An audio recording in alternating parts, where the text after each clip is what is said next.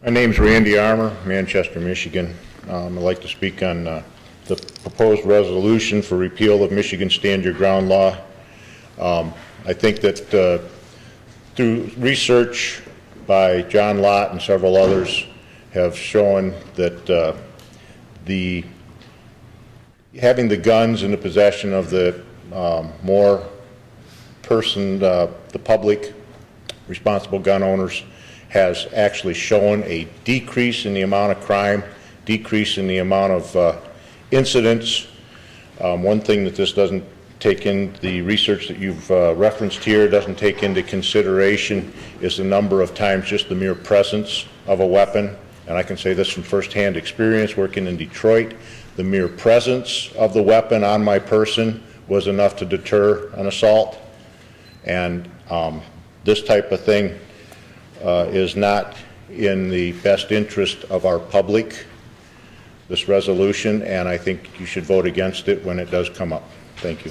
My name's Robert Dick, and I have a comment about an item that has been moved to, I believe, October 2nd's agenda. It's on a resolution calling for the repeal of Michigan's Stand Your Ground law and for strengthening firearms regulations.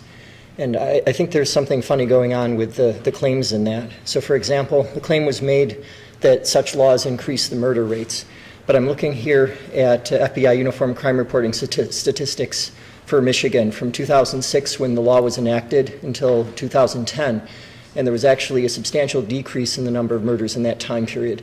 There are some other problems as well, and frankly what I'd like to do is take some analysis of this and pass it out to the board members so they can consider this. But after seeing this, you may not be as happy to have your vote associated with approving this particular resolution. What's the right process here? My name is Roy Grove. I live in Lodi Township. Would you like anything more specific than that? Okay. I'm also talking about Washtenaw County's Board of Commissioners resolution to repeal Stand Your Ground. The board stated in the following in the resolution, Stand Your Ground can place an unreasonable burden on prosecutors to overcome the presumption that a defendant claiming self-defense acted upon a reasonable and honest belief of imminent death, great bodily harm, or sexual assault. If Michigan repeals our Stand Your Ground law, our criminal justice system will operate under the duty to retreat legal doctrine. What many people do not realize is that duty to retreat violates citizens' natural, civil, and constitutionally enumerated rights. Even worse, duty to retreat imperils citizens.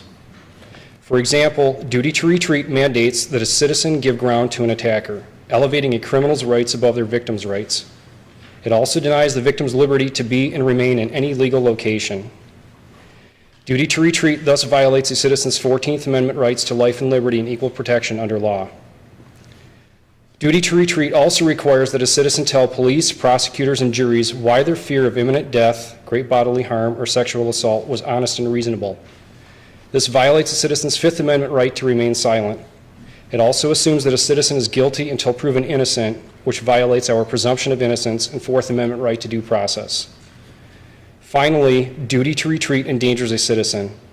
Criminals often attack with incredible speed and surprise and can inflict a mortal wound in a flash.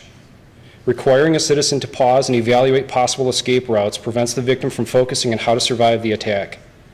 And if the victim does survive the criminal attack, the victim will find themselves under attack later from the prosecutor. Remember, under duty to retreat, a victim is presumed guilty and will go to prison if they fail to convince a jury that they are innocent.